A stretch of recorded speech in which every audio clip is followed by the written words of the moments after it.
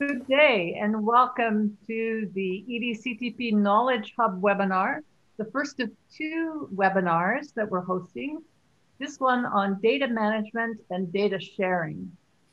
My name is Hankins. I'm very pleased to be chairing this with Jeffrey Mphahlele from South Africa. There are a few housekeeping issues that we're just going to put up a slide on housekeeping. So the session is being recorded for the purposes of sharing on the EDCTP Knowledge Hub. And here is the address for you to visit after the effect. If you could please post your questions in the Q&A at the bottom in the Zoom control panel.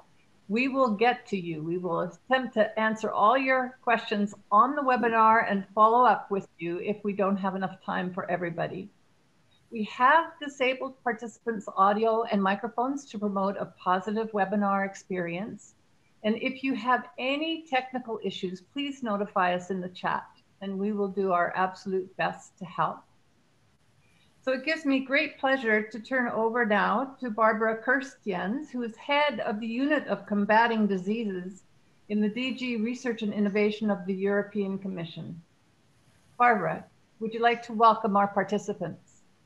Yes, good morning, good afternoon, good evening, everyone. It's my pleasure to welcome you all for this Knowledge Hub seminar. And I'm very happy to see this joining up of two great initiatives. The European Commission has been supporting EDCTP since 2003. So the colleagues in my unit and I have been working closely with the EDCTP team for many years. But then for this Knowledge Hub, EDCTP has partnered with the Global Health Network.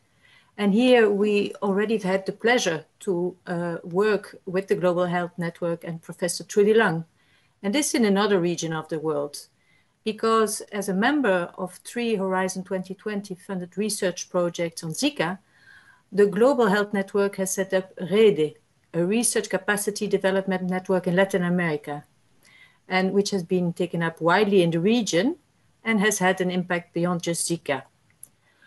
So today's webinar will include a demonstration of the important tools and guidance that the EDCTP Knowledge Hub provides on data management and data sharing.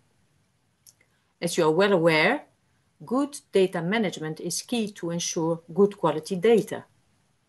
And the open sharing of data contributes to a faster advancement of science, allowing researchers to learn from each other's findings. And I wanted to highlight 4 important actions that the Commission, as a public research funder, has undertaken to promote the sharing of data.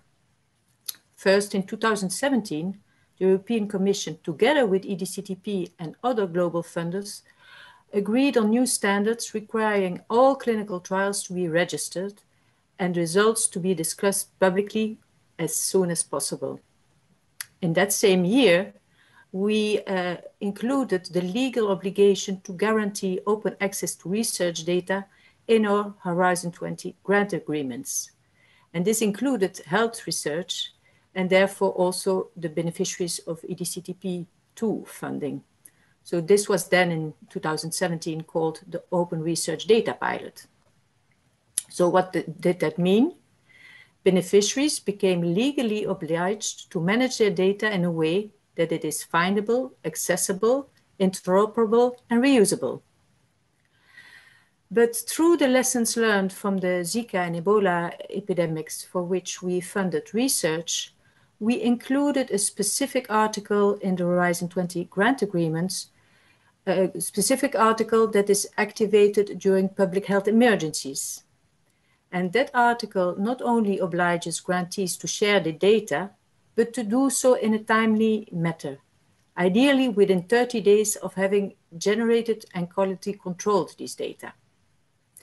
And with our new framework program that is called Horizon Europe, we will continue to foster open science and ensure open access to scientific publications and research data. I just mentioned 2 initiatives. The third one is together with other research funders as member of the Global Research Collaboration for Infectious Diseases Preparedness, better known as GLOBIDR. This is a global alliance of research funders working together to facilitate a rapid research response to infectious diseases outbreaks. And back in 2015 and 16, the members of GlobeDR recognized the importance of data sharing in emergency contexts and created practical tools for funders, such as the roadmap for data sharing in public health emergencies, with two challenges that were highlighted: the need for improved data management capacity and the need for improved use of tools to support data sharing. And there, it's with these two challenges that we see a great value that the EDCTP Knowledge Hub brings. And we consider it as an important contributor for preparing researchers to conduct high quality research also in low resource settings during epidemic outbreaks. And since EDCTP has also recently joined GlobeDR, we hope for close collaboration between GlobeDR and the EDCTP Knowledge Hub.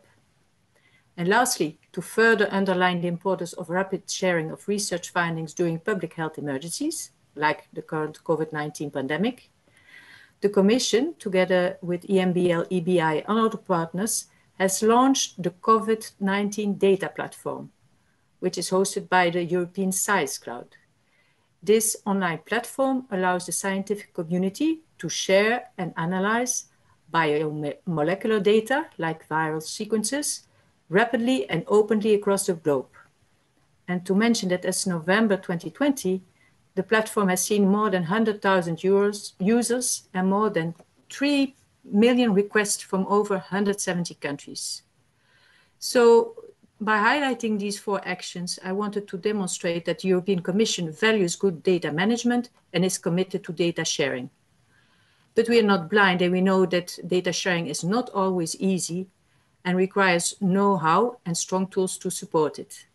And that's why I'm delighted that today's webinar will focus on practical and accessible tools and guidance that the EDCTP Knowledge Hub provides for researchers.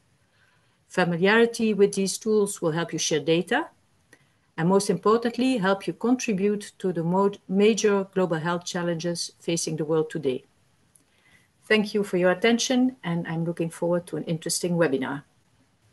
Okay, so thank you very much to my co-chair, Kate, and also to the introduction by Barbara from the European Commission. So what we will be doing this afternoon, we will take some introductions from EDCTP, and this will be presented by Lara. And after the presentation, we will hear feedback from the panelists, and the panelists will be Jennifer and Francine. And after that, we will get some feedback on the panelists, and obviously we will end up with questions and answers. So my name is Jeff Mphahlele from the South African Medical Research Council, and I'm also on EDCTP General Assembly and also on the EDCTP board. So I just finished outlining the program for the afternoon. And before I invite Lara to give us the introductions, I just want to take a minute just to recap the objectives of the meeting. You have heard from my co-chair, Kate, that this is actually one of the 2 webinars that EDCTP will be embarking on. So this one is more on data management and data sharing. So together with the next one, the objectives of the 2 webinars will be to present the EDCTP and Knowledge Hub and to demonstrate its functionality and value in protocol development, data management, and data sharing. The webinars will also aim to elicit feedback on the EDCTP Knowledge Hub, including recommendations for adjustments and new features, if any. The webinars will also discuss the needs and challenges around protocol development, data management, and sharing faced by researchers working in resource-limited settings and to identify possible solutions. And finally, to promote responsible clinical trials, data sharing, as a means of maximizing the knowledge generated from clinical trials and the value and impact of health research. So in summary, these are actually the objectives of the webinars, and we will now ask or invite EDCTP, Lara, to just give us the introduction about the Knowledge Hub. So Lara, over to you. Could I just intervene to say it's so exciting to see how many people are in the chat, and you come from all over the world. This is going to be a great webinar. Lara? Thanks, Kate and Jeffrey, and I hope you can hear me well and see the presentation slides okay? Okay, so good morning, good afternoon and good evening to you all, wherever you're joining us from in the world. From the side of EDCTP, myself and my colleague Johanna Roth have been coordinating this activity with the Global Health Network. So I will just take a few minutes to introduce EDCTP to those of you that are not so familiar with who we are and what we do, and to give you some background to why we embarked on the development of the EDCTP Knowledge Hub with the Global Health Network. Just change the slide, yeah. So EDCTP stands for the European and Developing Countries Clinical Trials Partnership, which is a public-public partnership between governments from 14 European countries and 16 African countries, and supported by the European Union. We also have Angola and Switzerland that participate as aspirant members in the partnership. EDCTP operates as a member state-led initiative under Horizon 2020, the European Union's framework programme for research and innovation. And the European Union will provide up to 683 million euros for this current 10-year programme, which runs from 2014 to 2024, provided that this is matched by contributions from our European countries that are participating in the programme. So this map shows the current EDCTP participating states, but this doesn't mean that our funding is restricted to these countries only. Any participants from sub-Saharan African countries, the European Union, or countries associated to Horizon 2020 are eligible for funding. EDCTP exists to accelerate the clinical development of new or improved medicinal products for the identification, treatment, and prevention of poverty-related and neglected infectious diseases. You can see around the edge of this pie chart all the different broad range of diseases that we're covering. Currently, that includes HIV, TB, malaria, neglected infectious diseases, emerging and re-emerging infectious diseases, which includes Ebola, Lassa fever, yellow fever, and most recently COVID-19, lower respiratory tract infections, and diarrheal diseases. We cover all phases of clinical trials from phase 1 to 4, including product-focused implementation research. And our approach integrates support for research with the development of clinical research capacity to strengthen the enabling environment for conducting clinical research in sub-Saharan Africa. So while clinical research is the core activity we fund, we have a comprehensive package of capacity development activities that we support alongside this. And you can see in the inner circles of this pie chart, this includes a comprehensive fellowship program, strengthening of ethics and regulatory capacities, strengthening product-focused health systems research, and translation of research results into policy, and a number of short and long-term trainings and networking components as part of our clinical trial projects. And I will speak more to also 4 regional networks of excellence that we have set up as part of the program. As at the end of October 2020, EDCTP has awarded 728 million to 355 projects under the current program. And that equates to about 87% of this funding going towards supporting 122 projects with large-scale clinical trials and other clinical research activities that are conducted by European and African consortia. 55.5 million has also gone towards clinical research and capacity development through coordination of support activities, and 38.4 million to 167 fellows as part of our fellowship program. This map shows EDCTP's footprint across Europe and Africa, where you can see that we currently support clinical research and capacity development activities in 60 countries across Europe and Africa, 19 in Europe, and 41 in Africa. However, although researchers from elsewhere in the world are not eligible to receive EDCTP funding, they can and often do participate in the proposals and the projects that we support, meaning that our reach is often quite global and the participation is wide in our projects. Since 2009, EDCTP has been supporting 4 regional networks of excellence, as I mentioned, and they are across Central, Eastern, Western, and Southern Africa. And these are networks of research centers that are involved in clinical trials in sub-Saharan Africa and facilitate research collaboration by uniting diverse institutions in and between the 4 regions in sub-Saharan Africa. So each institution contributes individual strengths in areas such as good clinical practice, good clinical laboratory practice, data management, laboratory techniques, and epidemiology. And you'll hear more about these networks shortly from Professor Francine Ntumi, one of our panelists, who coordinates the Central African Network, CANTAM. Since 2016, EDCTP has also been supporting 2 large international consortia, epidemic preparedness consortia, called ALERT and Pandya. And both of these have the aim to establish a multidisciplinary consortium to provide accelerated evidence for the optimal clinical management of patients and for guiding the public health response to severe infectious outbreaks. So once again, you'll hear more about Pandya IDNet from Francine Ntumi, who coordinates this consortium. And they have a work package specifically on data collection and data management that she will talk about.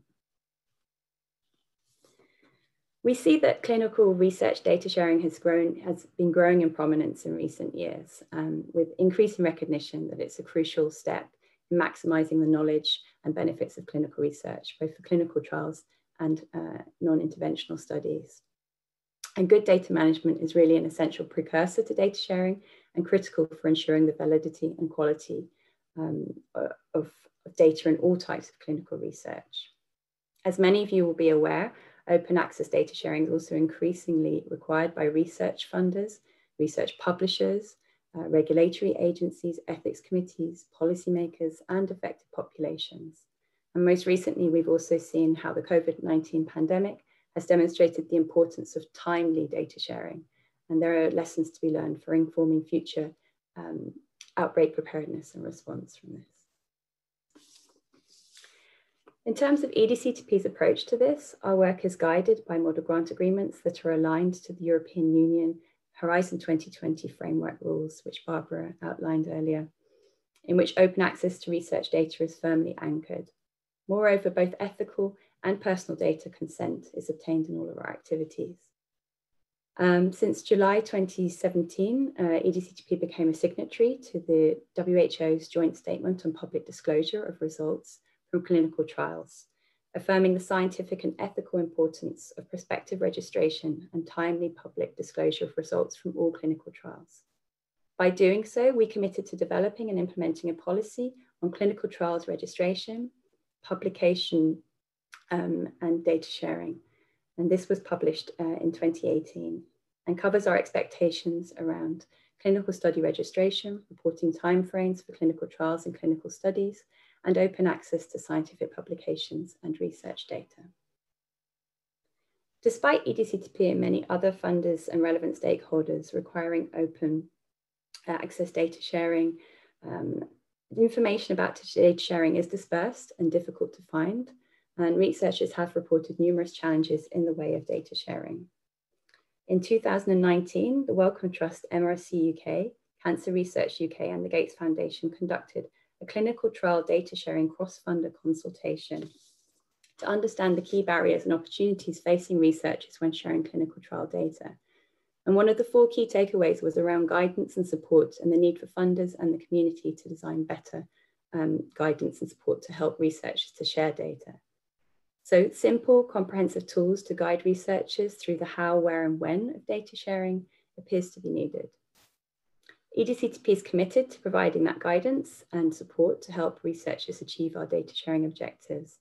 And so we hope that we're already going some way towards addressing this key takeaway from the report by commissioning the Global Health Network to develop the EDCTP Knowledge Hub.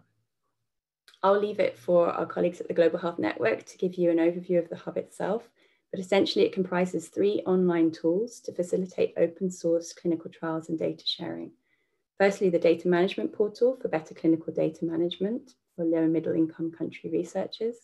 Secondly, a one-stop data sharing toolkit and repository finder. And thirdly, a clinical trial protocol builder for the development and crowd review of clinical trial protocols. And I'll leave it at that. Thank you. Okay, thank you very much, Lara. That was a great presentation to introduce the EDCTP and its role. And now we're going to move to the main presentation, and this will be delivered by the 2 speakers, and it will be Professor Trudie, and Professor Trudie will also present together with Sam, and they will show us the functionality of the EDCTP Knowledge Hub. So without any waste of time, I'm going to invite Professor Trudie and Sam to take over the stage. Thank you very much. Thank you very much. And it's just wonderful to see everybody's names on the screen here. Thanks everyone for taking the time today to learn about this huge collaborative effort that's happened to bring this all together. Can I ask somebody to share my slides, please? Whoever's got the slides there. So what we're going to do now is Sam and I are just going to give you an introduction to how the Global Health Network works, which many of you know well already. So I won't take too long over that, and Lara's been really helpful at explaining where we fit in. And what we'll do is then I'll pass to Sam, who's going to do the exciting bit of showing you exactly how the toolbox works within the Global Health Network, and how we really hope to take this forward with all of you, which is the point of this being a workshop. We have begun the journey here, developing this tool, but we're just releasing it to the open today, and we ask all of you to work with us moving forward to refine these further, get them used, give us some feedback, and then we can really take these into proper action and make sure they're as useful as they can possibly be for supporting all your research projects.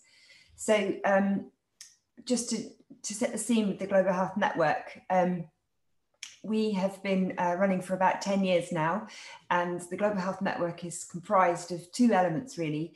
On one side, it's like a science park for different organisations to work together and have their own hub on this open network, of which we now have this hub for EDCTP, which we're talking you through today.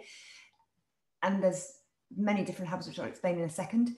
And then the other side, which is really the reason we set it up in the first place, the Global Health Network is around building a community of practice for everybody working in health research, so that groups can work together across diseases, regions, roles, organisations, and share how they've done their research between each other. So sharing protocols, consent forms, data systems, really everything you need to make a really good study happen. So next slide, please. So these 2 elements have come together over the last 10 years, really. And I have to say that we started the Global Health Network. It was absolutely born in Africa, and we worked from the very get-go with the first iteration of the Networks of Excellence. And it's lovely to have Francine following me shortly, because her and I were shoulder to shoulder at the outset of all of this.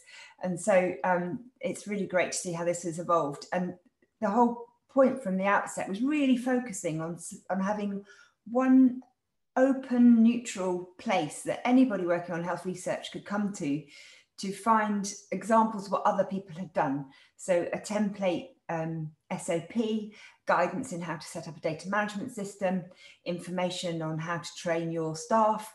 That was really the intention, that it'd be a one-stop shop for anybody wanting to run health research to access some good practice and ideas that their colleagues had run in other centres. Because really what we'd seen is that it doesn't matter whether you're working on malaria, Ebola, indeed now COVID, the things that make research difficult and challenging are often the same. It doesn't matter where you're working or what you're working on. And so what we've done over the last decade, very closely with EDCTP and many of you on the call, is facilitate this sharing between disease areas, regions, roles. Lots of the content is in different languages. And as you heard kindly from Barbara earlier, perhaps one of our most recent communities of practice has been across Latin America through the Zika activities, which led to READY, which is now this community of practice in across Latin America, with a really big focus on Portuguese and Spanish resources. So I don't want to steal Sam's thunder too much. So just to say, we've now had 2 million online training courses taken through this hub, hundreds of thousands of documents downloaded and used. And so we discussing this with EDCTP when they were looking for somebody to work with to create a hub, we thought this was the best place really to put this, because by having this knowledge hub within the Global Health Network, we can already position it alongside a vast array of other tools and resources. And it also filled a gap that we had in terms of this sort of resource for data sharing. So the idea really was to position it on the Global Health Network so that all EDCTP grantees could access this really readily and find it, but actually it also made it open access to any other research teams wanting to use this as well, because of course this is all open access, and whilst the EDCTP have developed this within their framework and hoping that all their grantees take this up, EDCTP are also very keen that it's open to anybody else who wants to use it. Next slide, please. So we already work very closely with many EDCTP projects, such as all the networks of excellence and also the 2 outbreak communities of practice that you're going to hear more about shortly. And so having all these collected together on the Global Health Network also allows us to amplify the outputs and activities of all these communities and link them together. So we really hope that this is a good start with step 1 of getting these tools and resources out there. But as this is part of a community and this is all open access, we really want to hear from you and know that it works. But what we really hope happens is this increases people's abilities to run really great studies and share each other's outputs and get involved. So with that, I shall hand over to Sam and thank all the colleagues on the call and EDCTP for working with them on this project. Over to you, Sam. Thank you, Trudie, and hello everybody. I'm Sam Driver. I'm Resources Manager at the Global Health Network, and I've been working with a number of amazing people to get these tools up on the platform. And I'm going to now attempt to do a live demo, so fingers crossed. Let me share my screen, and I hope everyone can hear me okay.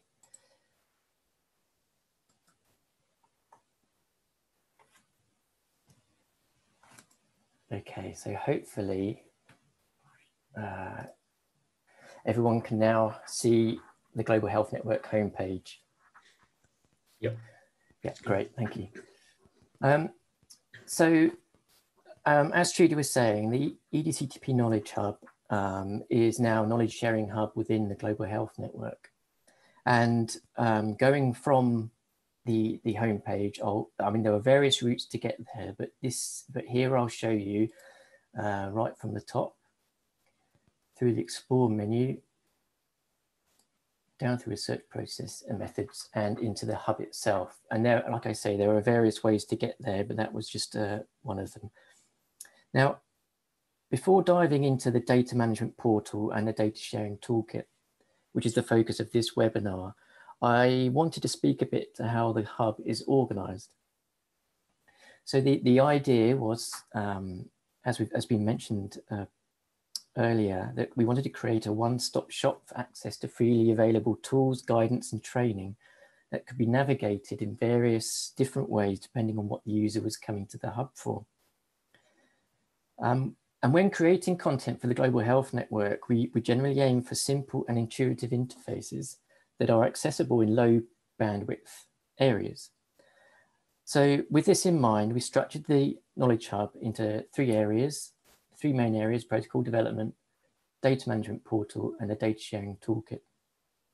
And we organized material within them so that a user could follow a flow or a sequence if they were new to the subject, or they could dip in and out if they knew what they were looking for. We also wanted to ensure that the interface was highly visual and interactive. So you can see that there's a standard navigation bar along the top, which takes you to the three areas, plus training courses, glossary of terms, and links to related networks of excellence across the network. But also we wanted to introduce some more interactive visual elements to the pages. So we've built some nice elements, which essentially, I mean, this is a good visual representation of the organization of the hub. So you've got the three main areas here, and each area is organized in such a way that the guidance and information that you need to consider when looking at designing research studies and how to manage your data are covered first, and then there are some practical online tools which you could use to support your work, and then finally there are some pages of external resources that clinical specialists in our team have reviewed and evaluated, and I'll touch on that in a bit.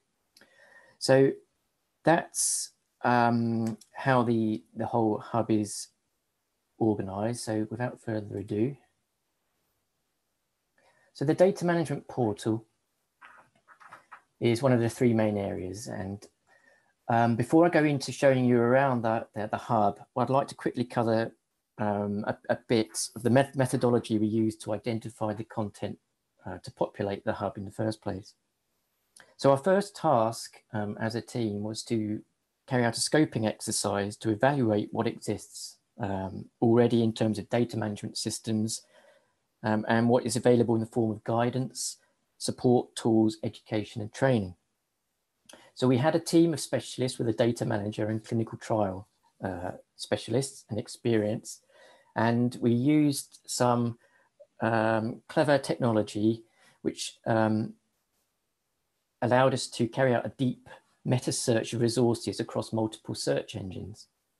So our expert team created an algorithm, a query that we then piped through into this software, and this went off and trawled a whole load of resources across the web, including grey material, and we were able to pull together a list of over 5,000 resources. This was then further narrowed down during a QA stage by an independent clinical specialist. And the list was narrowed down based on a set of criteria we put in place.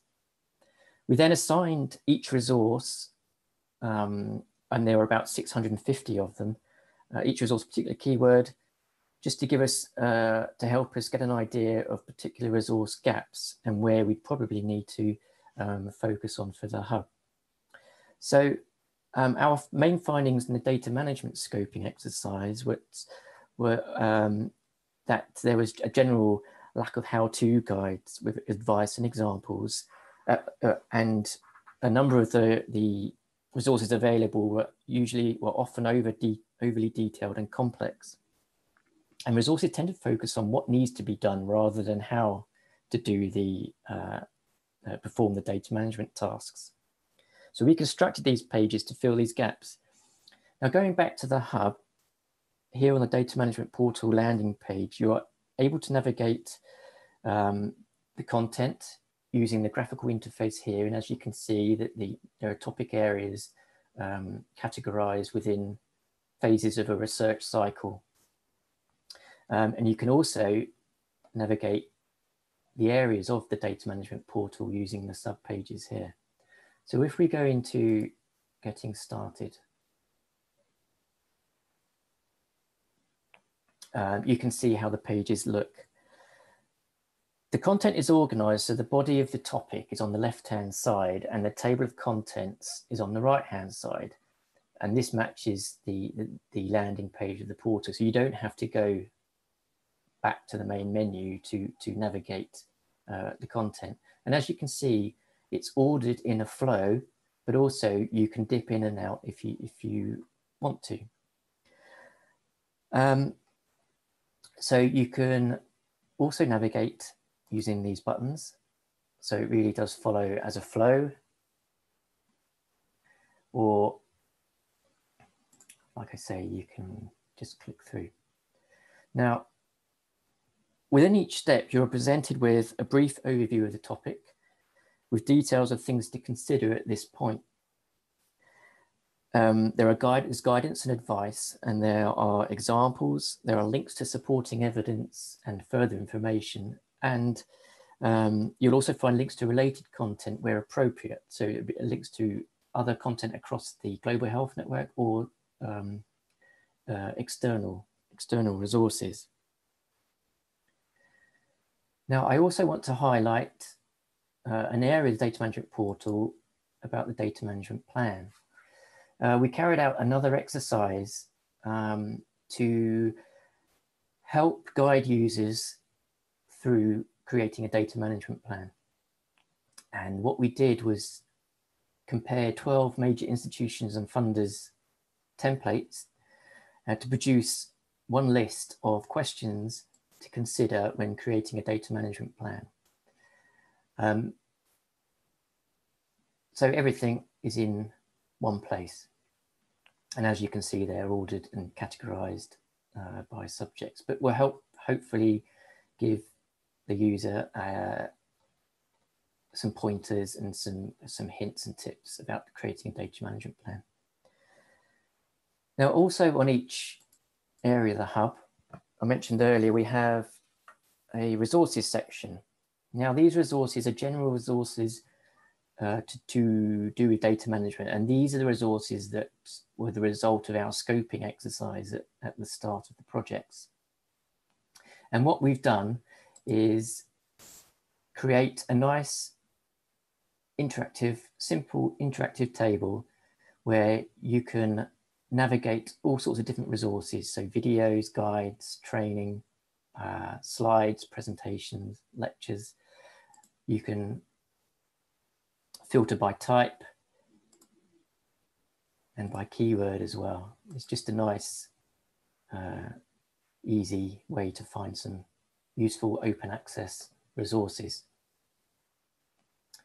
So moving to the data sharing toolkit.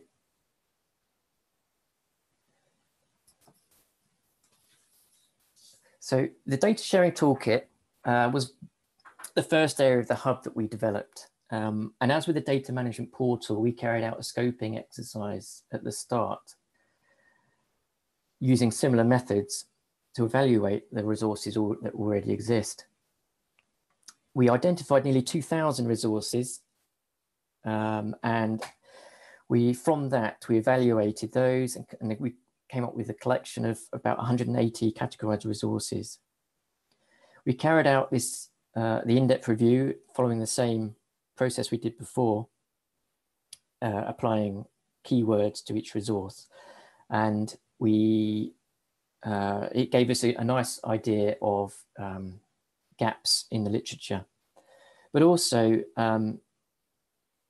alongside this in-depth review, we drew on the Global Health Network community, and in several workshops and surveys, we asked the community their perceived gaps in data sharing resources.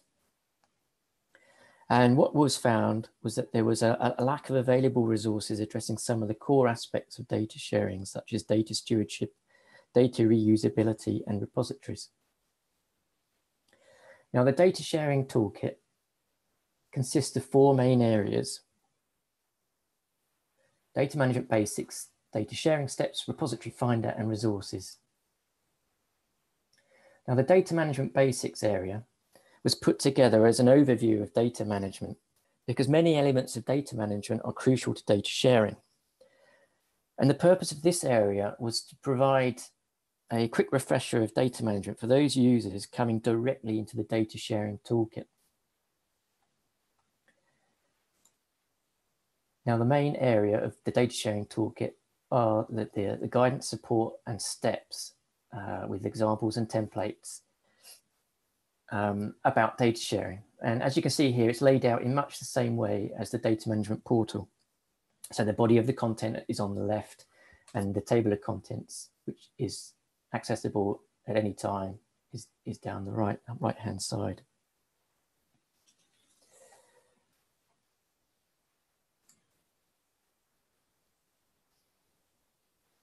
So within each step, you are presented with a brief overview of the topic, as before, with details of things to consider at this point in the flow. There are links to related content, links to external content, and links to further information. So we're hoping it acts as a single gateway to resources required, but also as a signpost to further information if you want it.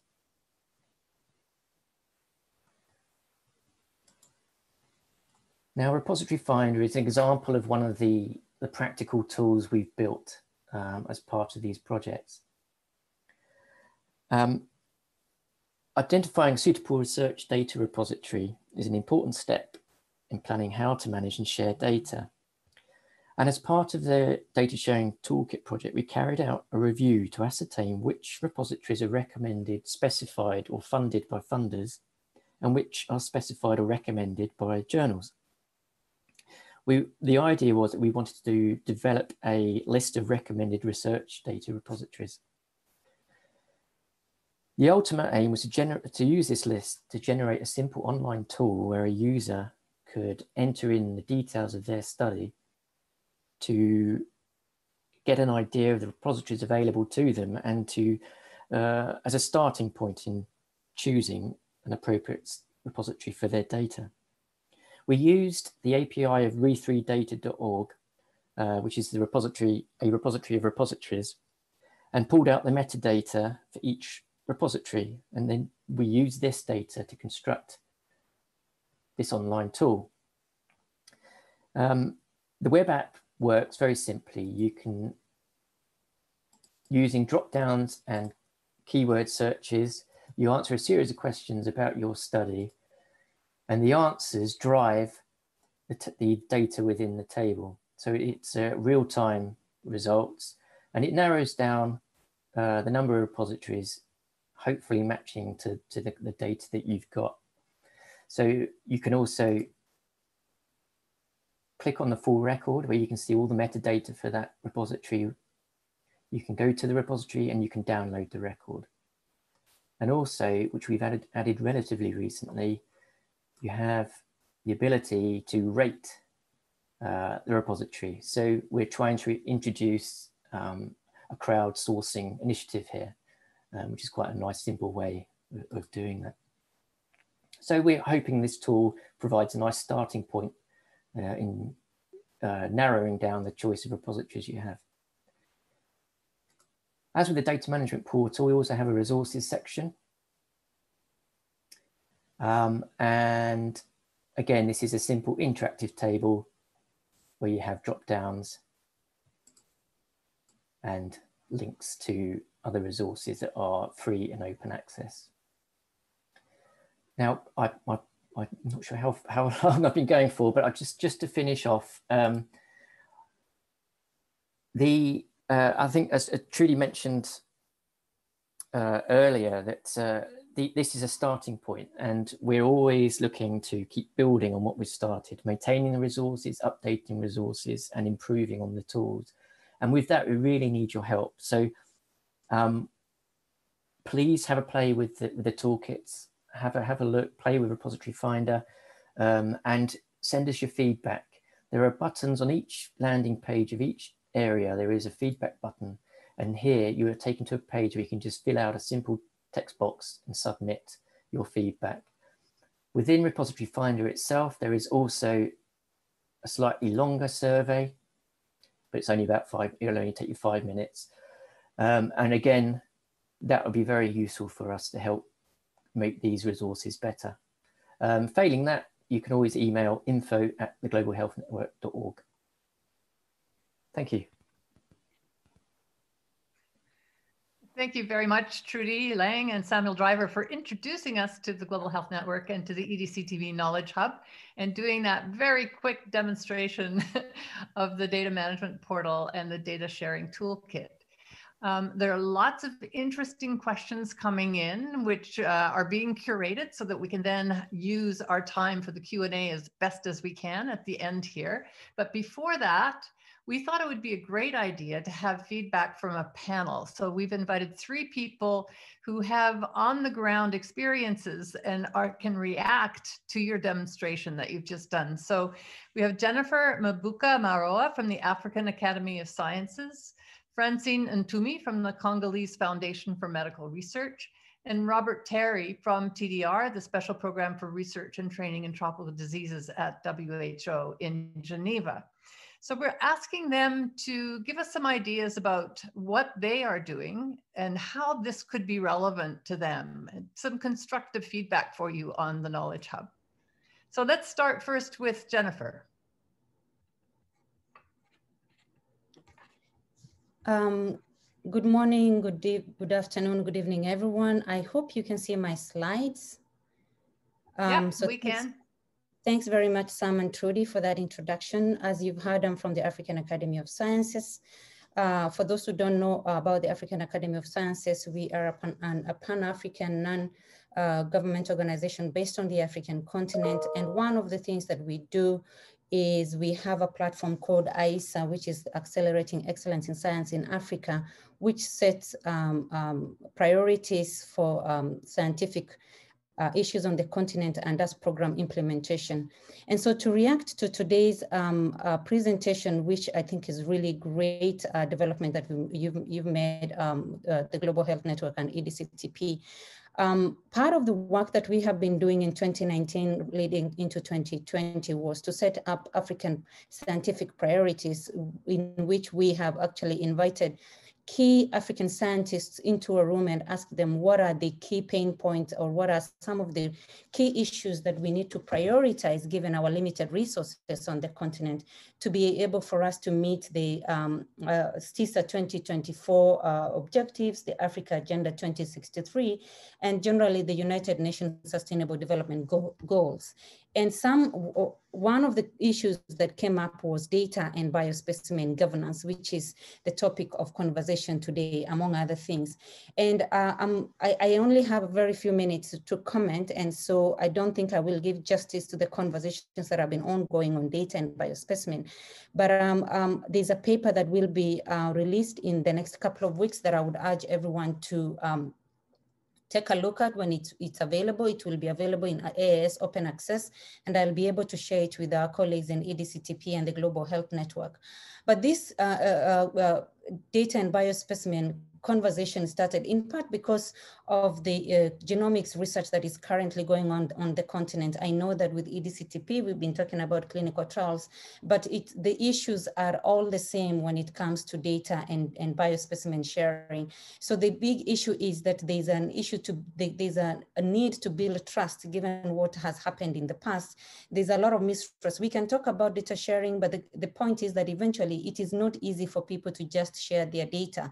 And part of the issues that have remained unanswered need to be addressed so that we can all be able to share data seamlessly. We know the importance of it, and we all do support the fact that data needs to be shared as quickly as it's available.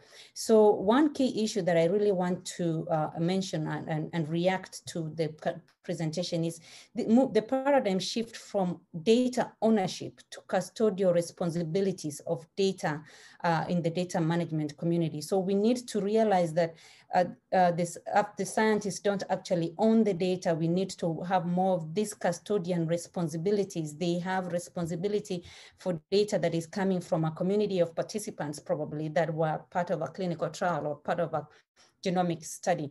And the issues, the status quo currently on the continent is this inequitable access to high quality data. Sometimes it's just because people don't have the infrastructure to access this data at a speed at which other people across the continent across the world are able to access it.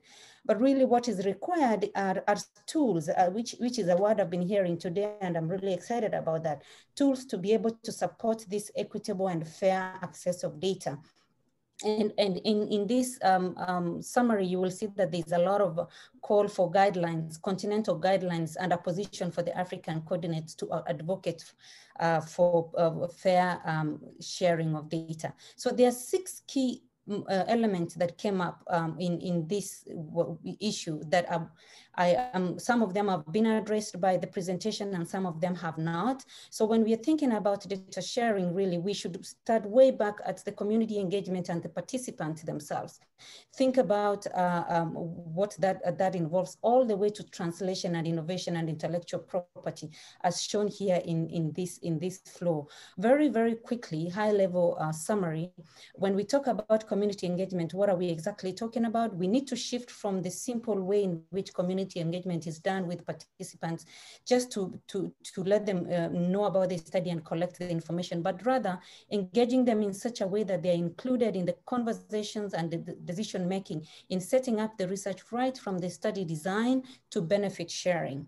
In terms of ethics, we know that the African continent is diverse and it's very, there are some contextual and cultural issues that people coming in from outside the continent might not understand. And therefore valuing this and being able to make sure that African scientists are actually engaging in these conversations makes it much easier, because then their pain points are taken care of to foster, research and integrity and equity, and to make sure that their privacy and confidentiality is maintained. And then the other thing is governance and community engagement in terms of crisis. I won't get into this because I think this, the presentation kind of touched on it. But the point here is that even in times of crisis, while we know that people need to move in quickly and decisions have to be made fast, we cannot do that at the expense of the safety of the participants. And participants need to know also what's going to be how their data is going to be used, what kinds of informed consent do they sign up for, whether it's broad or dynamic or tiered consent. All these are issues that need to be discussed very well so that the participants, again, are part of this data sharing process down the line. Data governance and access, this is something that is very critical as I see the presentation, but I didn't hear anything about this. How and when do you share the data? What are what is the oversight provided for this? In our context, for example, we have data access and data and biospecimen access committees, which is basically an oversight to make sure that the consenting and the other issues or guidelines related to that particular data set or biospecimen are being taken care of down the line. So now there are proposals to use technology such as blockchain so that we can be able to actually monitor that the consenting that was given by a patient 5 years ago is being maintained somewhere down the line if this data and or biospecimen is being used 5 or 10 years down the line. Ethical and regulatory oversight of benefit sharing. This is really important. It's the main reason why we do clinical research or any other research, is to make sure that the benefits circle back to the people that are using them. So even as we think about the tools for data sharing itself, it's not just data sharing to move things down the pipeline if we are not making sure that the benefits will go back, particularly to the people that provided for that particular data. So making sure that the tools and guidelines are available and making sure that the African governments are also contributing to the research and development within the continent so that the Africans can have a negotiating position for this. And finally, and importantly, the translation and innovation of this particular, change, or rather processing the knowledge into products that can be of use. We find that African scientists usually come in at the tail end of this product proposal development, and therefore do not have a say when it comes to IP.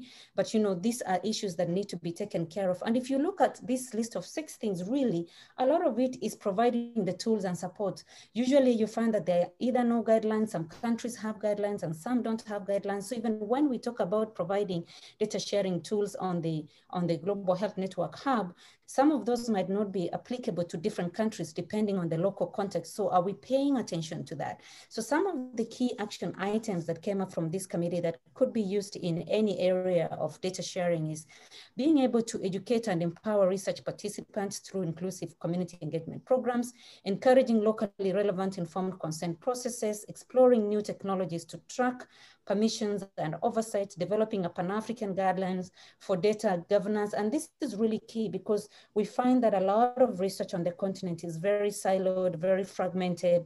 Some countries are really good with these guidelines like South Africa, some countries don't have anything. And therefore people can pick and choose where to go to and have a lot of what they call ethics dumping, and therefore sharing data without really paying attention to the privacy and confidentiality of the people in those regions.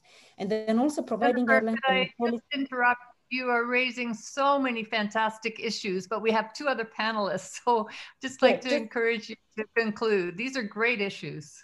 Yes, and just finishing, this is actually my last slide. And to protect IPRs resulting from data, to promote African localization and translation of value chains. Again, this is really high level. Those are the people that participated in that governance committee. And we can all think about how we can circle back to what has been shared in terms of data sharing. Happy to take any questions. Over to you, Jeffrey. Great. I feel like we could talk for over an hour or maybe 2 about the issues you've raised. It's been really great. So I'd like to hand over to Francine Ntumi now from the Congolese Foundation for Medical Research to speak on her reflections on what we heard on the Global Hub. Oh, sorry. Hello. So maybe I will ask someone to show my slides because the connection is not so good. So it will be easier. Okay, so I'll start anyway. So good morning, everyone, and thank you very much for inviting me to participate in this important meeting. Thank you, Jennifer, for what you have said so far, because I'm also the Vice President of African Academy of Science for Central Africa. So that's good. You did a very good advocacy. And thank you also, Trudie, for what you have presented. And I'm the coordinator of 2 EDCTP funded networks, Cantam and Pandya, and both involving 12 African countries. So next slide, next slide, yeah, this one. So involving 12 African countries and 7 European countries, and representing more than 30 institutions. And both consortia are highly engaged in developing clinical research capacity in the most needy partner institutions. And so far, we have really worked a lot with the Global Health Network and benefiting of their training platform and sharing protocols and also sharing knowledge. So it has been great so far. But since 2009, we have identified that data management as a critical issue to move forward our activities in some African institutions. As mentioned by Jennifer, many field data collected in Africa, new data have been generated. But so far, we should recognize that all the data generated have not been fully exploited as a group for many reasons, including the lack of knowledge on efficient data sharing. And of course, we have got EDCTP funding, so we are following up EDCTP guidelines for that sharing according to Horizon 2020. but it was not enough. And recently we noticed that, you know, EDCTP has 4 networks of excellence, and I'm coordinating the Central African one. And we are doing some similar clinical research, but we do not have a platform, a way to share our data. So meaning we really do not use our data to have a great impact on the continent. So we approach EDO, which is the Infectious Disease Data Observatory, based also in, at the University of Oxford. And we ask them to assist us to prepare a data sharing plan. So for being able to share our data across regional network of excellence. So we have, in this plan, we have put principles, reporting principles, transparent mechanism, equitable collaboration, as mentioned by Jennifer, data accessible, and etc. Protections, protection of rights, privacy of individual, etc. And also we are established processes, and data should be deposited into an online data archive accessible to researchers at no cost.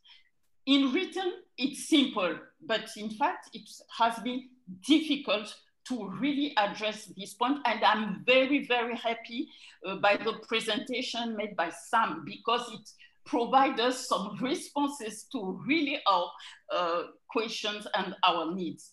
So we have also drafting a data sharing agreement for being able to start sharing our data, because of course we publish data, but we need to have to use secondary analysis of our data. Next slide, please.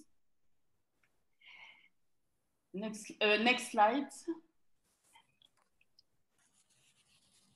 Yes, and then when we started we have this agreement, we drafted this agreement, many of the partners refused to sign to move forward with this agreement, because, you know, there is really a problem of trust, as mentioned by Jennifer, and how the secondary data will be used, what does it mean, and how the data will be protected in this cloud, who will be, how the governance will be made for using this data, for having access to this data. So many questions. We discussed about that, but it was a problem to sign this data sharing agreement. So we really think that this EDCTP Knowledge Hub with Global Health Network is really a response we have noticed in Pandora and in Quantum, and this will assist us really to understand, because the point is really to understand, to have a new culture, I would say, to establish the culture of data sharing. So that will be my last words. Thank you very much. Thank you very much, Francine. And now, Robert, you have the unenviable task of following 2 very dynamic women and to present to us the view from TDR WHO. Okay, that's great. I'm going to share my screen, so just somebody let me know when they can see that. Just a few slides. And in fact, I do have a slightly easier task, because a lot of what I'm going to say has actually been said before. Can you see my slides? Somebody let me know. Yes. Excellent. Okay. So TDR is a special program for research and training in tropical diseases. We are based in WHO, but we're also co-sponsored by UNICEF, UNDP, and the World Bank. So what I wanted to do was just a little bit of context from our side, and then what we're currently doing. Is there still a problem in data sharing? This is some work we did jointly with Wellcome Trust, and was published a couple of years ago. And this is just looking at the data that's available from what we would consider to be emergency diseases, Ebola, SARS, Zika, etc. And in fact, even then, there was only 12% have free available data. And I think one of the reasons for that is that people don't necessarily know how to share their data and the best way of doing it. And I think this new Knowledge Hub will go some of the way to overcoming that barrier.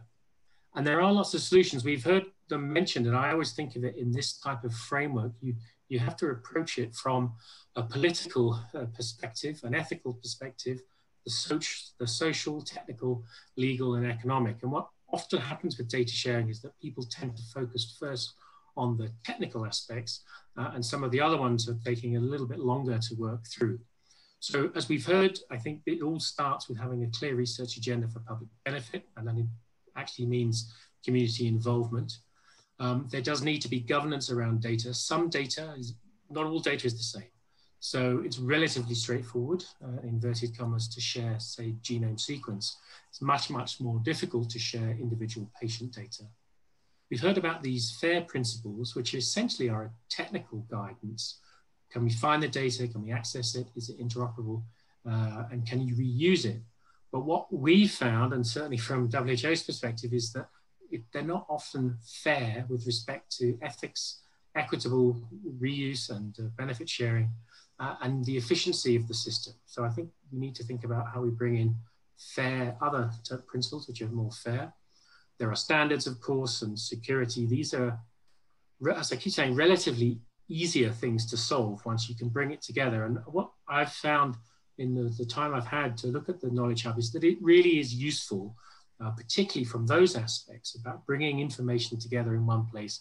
And it's an extremely practical how-to guide for doing that. Just from the TDR perspective, I think it's worth always bearing in mind data sharing is just one part of a much broader and bigger agenda on open science. And these are just some of the areas where we're working. I think the two key ones are open access to publications and open access to data. But I always like to bring this into the conversation because I think just data sharing has to fit within these other issues. So what is TDR doing? Well, I think our approach really is around support for open science, as you just saw, but also really supporting what we would call equitable data sharing and balancing the benefits. Certainly 10 years ago, and even today, you would hear quite commonly, particularly researchers who are based in LMICs who are saying, well, we're generating data and it's being required to be shared, but those benefits are being felt by researchers in other countries and we're not really getting the benefit back.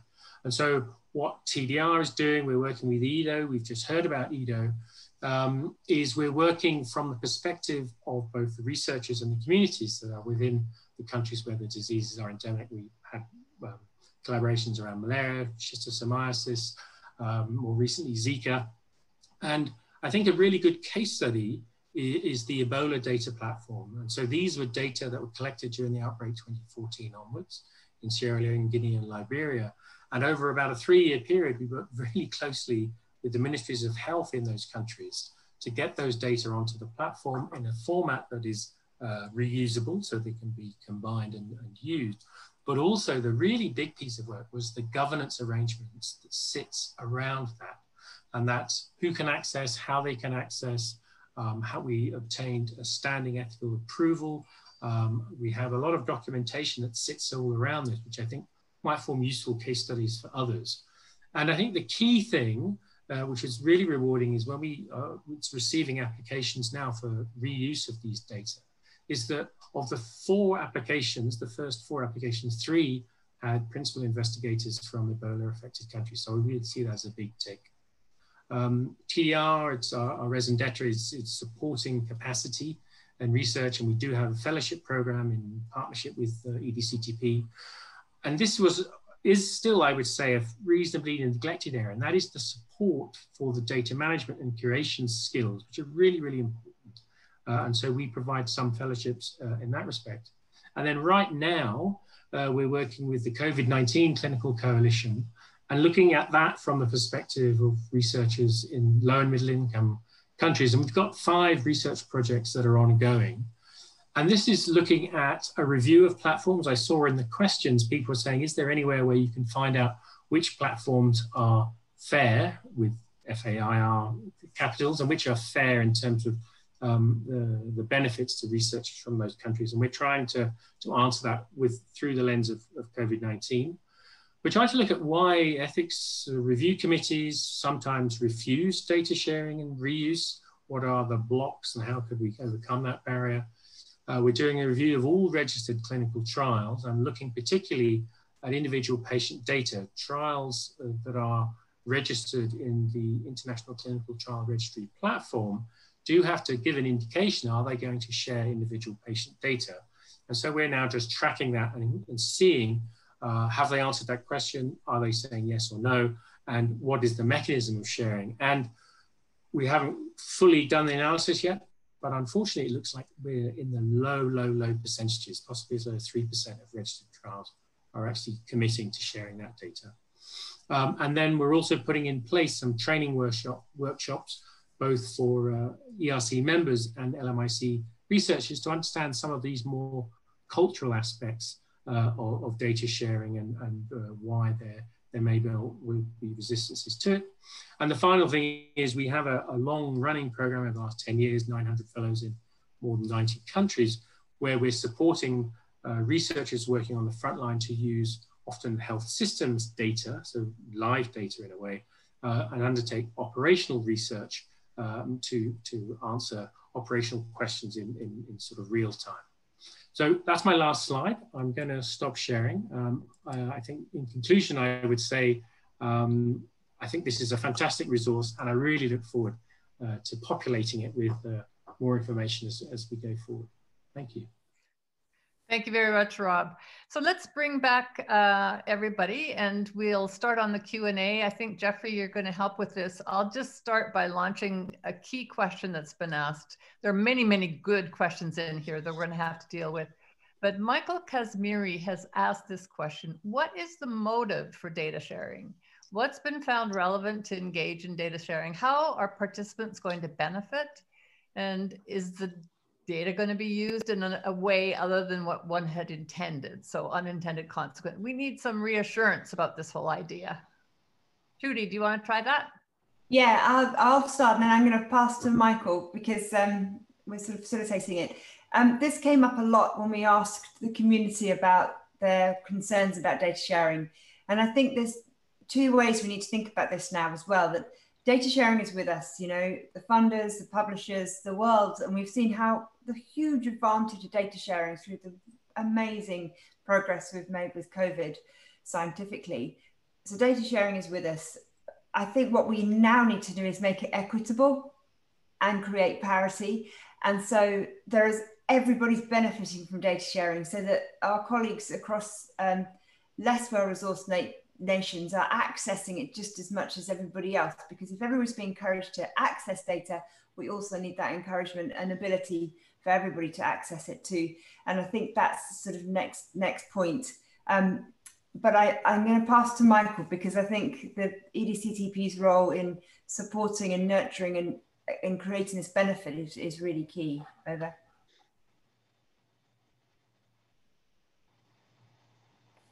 Thank you very much, Trudie. And at this stage, I would like to defer my comments to the concluding remarks so that I spare some time for the additional questions. I'll come back to this point. Over. So Jeffrey, if you found there's so many great questions here. Have you got a favorite you want to lead with? Yeah, let's pick them up at random. There is one question to Sam Driver. What were the data systems used while collecting data for your surveys? We have various data collection tools, and most clinical researchers use various systems like RedCap, Kobo Collect, Open MRAs, etc. What future plans do you have? So the question continues, but maybe you would like to jump in, Sam. Okay, yeah, thanks for that question. The way we identified the resources for the platform, we came at it from various angles. So we had the clinical experts within our team who could identify, for instance, for a repository finder, we could identify the key funders and key journals, and then they carried out an extensive review of repositories. And similarly, for the data management portal and all the resources, we used the expertise we had within the team, but also we used this deep search software, which identified using the keywords, the query that we created to identify the systems that we included in the projects. I don't know if Trudie wants to talk to the future. Yeah, thank you, Sam. So there's two questions within one there. It's a really excellent question. There was the data systems we used, because obviously we were doing more of a review exercise here and data and mining what existed. And so this was, Sam answered that beautifully. The wider question is about data management systems and collecting data ready to be shared for clinical research. Now, this is a really key area as well, and it's a lovely segue into another future webinar where we're talking about data management systems and making sure that data management happens in a high quality way. And that requires us to think about things like REDCap and Open Clinica and what sort of data management systems are appropriate for what types of data, which is a really massive gap. We heard that time and time again, and Jen gave some nice data from that. The AES have found that. So that's a really huge area we're hoping to cover next, is how to do good quality data management, data handling, so that then you can go on and store high quality data. So there's a question here. It's interesting about, in the context of COVID-19, what are the lessons we're learning about the importance of data sharing? And also there's a question about how to obtain community engagement related to clinical trials participation in the midst of a pandemic. I don't know who wants to try answering that one. I think maybe I'm going to Jennifer, volunteer Francine for that. I'm going to volunteer Francine. Okay, Francine, are you still online? Yes, I am online. So,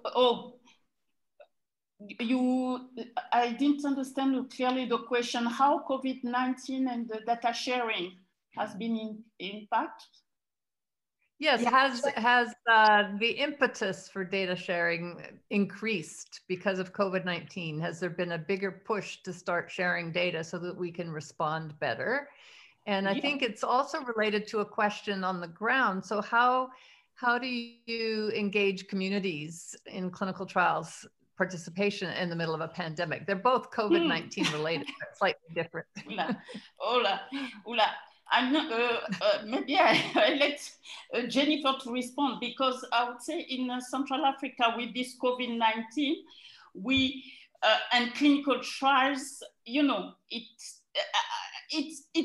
is a little bit difficult, I would say, to engage community, to have engaged community, even in clinical research for COVID-19 at the beginning. But now with the vaccine coming on the table, we see people more interested, and it's a little bit easier now to explain what is the value of the vaccine, why they have to participate, because the vaccine has been tested in USA and Europe.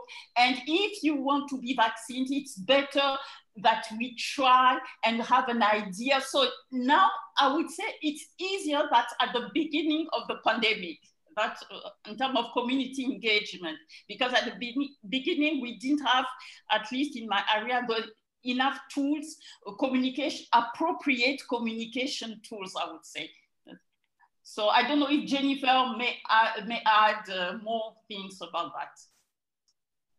Well, maybe Jennifer, what about the data sharing impetus? I mean, it just seems that there's been such a generation of scientific knowledge. There's just an infodemic, and a lot of it is good, but a lot of it is not that good. So it's been a challenge for all of us to try to sort through this. Are you still online, Jennifer?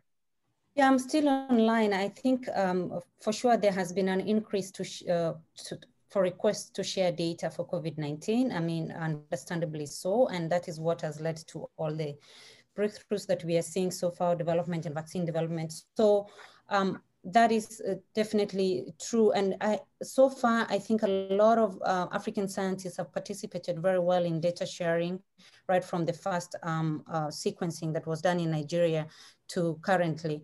And just very briefly, also to just comment on the community engagement, I think I totally agree with you, Francine. Initially, when there were major lockdowns, community engagement was quite a problem. But what I hear from our colleagues on the ground is that now that countries have opened up, it is much easier to do community engagement. But also, I think it's a lesson for us to learn to start using more digital community engaging models, because just the same way we are having our online webinar, we should be able to engage communities using all, the smartphones and stuff like that. But I agree with you also, Kate, that we need to be able to find a way to filter the good information and the bad information as related to clinical trials, because there has been quite a lot of information out there, and some of it has been not very good for the clinical research community. Over. And it's a challenge in this preprint explosion. So I'll turn over to Jeffrey. Do you mind if I Rob, just... do you want to comment? Well, yeah, no, yeah. I mean, this is actually, I would say, a really key question. And in fact, we're talking here about clinical trial data, but in fact, most of the data that we're really interested in is patient data. And so that's often not collected under consent. And so how do we solve that problem? And I think one of the reasons is coming back to an earlier question around incentives, and that is creating a research agenda that actually clearly states, by collecting and amalgamating these data, these are the questions that we can answer, and these are the benefits which will come from that. And being very transparent about that is one of the ways where, if it's not necessarily possible to individually engage with everybody in the community, to be transparent about why are these data being collected, why do we need to bring them together, and what are the questions we can now answer subsequently. And I think, as I said, the sort of Ebola data platform is a reasonable case study with that respect. We have a publicly available research agenda that anyone can look at and see, and it's very transparent. Why are we bringing these data together? What are the questions that we're going to answer? So I think that's one of the ways forward. Thank you, Rob. I'm going to turn over to Jeffrey. I think we have time for one or two questions before Michael's going to close. Yeah, we can squeeze in one or two questions, but maybe before I go in, just to remind the audience that a lot of questions have actually been answered. If you look at question and answer box. And the other thing is that there's been a number of questions requesting whether the material will be available, the video and all that. And it will be available after this. So in case you are not sure, it will be available. And there were some interest from other regions as well. And maybe this is the question to EDCTP on whether other regions like, South America, India, they've got a lot of data and they want to make use of this data. Is it possible that they can join this wonderful initiative? And my last question is to Rob. I hope the question is still there, Rob. Okay, it looks like the question is gone. Let's pick up just one question from Roger. And Roger is asking. There's one here. There is one here. Okay, maybe that's the question I was looking for. That might have been from John Honga. It's the question for Rob Terry. What measures will EDCTP put in place? Correct. I don't know that Rob's going to be able to answer. To ensure equitable platforms between rural setup and urban setup sharing of data into future, despite the challenges of technological, social, and so on. And it kind of relates a little bit to a question that was being posed to Francine a little earlier about paper trails and getting that into electronics. So I don't know if you want to comment, Rob. Well, again, I think these are really key questions. And these are the kind of the culture of data sharing, which are actually the more intractable ones sometimes. So how we're approaching it. So for example, with the Ebola data platform, when as part of the data access agreement, people accessing have to describe how they're going to either work in collaboration with researchers from disease endemic countries and build capacity with them. Now, we can review that and we can give an opinion on it. We can't force that along, but I think we can nudge people in the right direction. And so far we're able to show that where we make that a requirement, 9 times out of 10, researchers are saying, okay, help us. How do we collaborate? What's a good way of generating that kind of arrangement and building that kind of capacity? So that, I think that is one step for redressing this inequity in terms of capacity for data analysis and use and all of those types of things. Okay, that's all from me. And I think we're running out of time, Jeffrey. We're going to have to turn it over to Michael to make the. This has just been such an exciting webinar.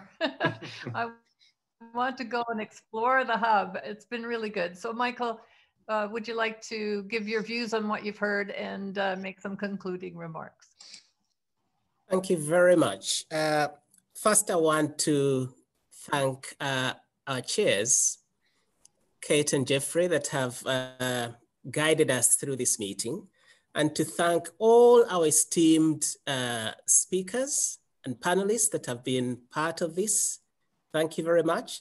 But more so, all the esteemed participants from all over. We see that we have all continents in a way represented in one or another.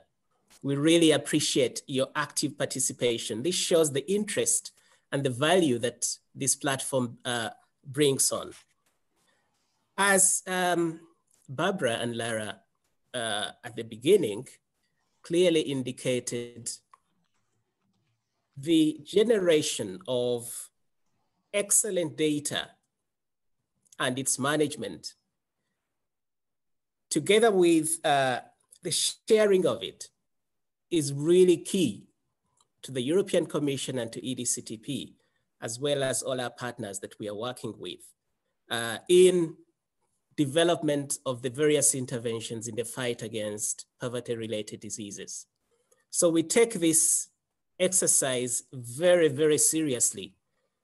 And in this, the message has been clear from what we heard from Francine, that there is huge, and we are aware of this, there is a huge amount of data that is being generated and collected, but this data is not optimally exploited. And in the presentation, we are glad to partner with our colleagues at the Global Health Network. And thanks to Trudie and Sam for the snapshot that you've given us, introducing us to what we are partnering and building together. We are partnering here to deliver on 3 important facets. One is the development of a data management portal, development of a data sharing toolkit, and a clinical trials protocol builder. This meeting has focused on the first 2, and that is the data management portal and the data sharing toolkit. To be able to get the benefit out of this, it is important that all of you access the portal, go to the Knowledge Hub, try it out, and provide feedback on what we can do better. The message has been very clear that we need to have and promote open science by supporting equitable data sharing and also promoting the balancing of the benefits. But to do this in a very comprehensive way, paying attention, as Rob has said, to the various elements. We have to pay attention to the political aspect of things, the ethical, the social, the technical, the legal and economic benefits. All these facets are important. So we are to look at this. But it has also been highlighted from the field, both at the national level and at the regional level, that for this to happen, we need to build public trust. Now, building public trust is not just going to happen. Some work needs to be done. And here we need to be mindful of the gaps that exist, which can be addressed. And I'm glad that the colleagues at the Global Health Network also did some exercise of really establishing some of the existing challenges. Two of these that were highlighted were the challenge of data stewardship and the challenge of data reusability. Now, this brings in two aspects. We are to deal with the primary data and secondary data. There is a lot of trust issues that relate to the primary data. There's also trust issues that come in to the secondary data. And in our contracts, this is where we also have a clause that we want to ensure that there is sharing of the data, both for the peaceful and emergency use, but also being mindful of the legitimate interests that may need to be protected, especially when you're dealing with some of the legislative or the regulatory stages of the studies where some elements may have to be initially protected to ensure that the process goes through. But this is not compromising the sharing of the data. And this takes me to the challenge that has been thrown to us, and that is aspiring to having a paradigm shift from data ownership to custodial responsibilities of the data community, because this takes into account the perspective also of the communities that we work with and getting benefits out of this. We have three big challenges that have been put forward to us. One is the point highlighted, the challenge of data governance and access. I know that this platform is contributing to it, and we need to think more in this direction. The challenge of ethical and regulatory oversight of the benefit of sharing. We still need to do more in this area. And then there was the challenge, third challenge of translation, innovation, and intellectual property rights. These are big issues that we still need to look into. And I can say that this platform is playing a role, a critical role on the first two.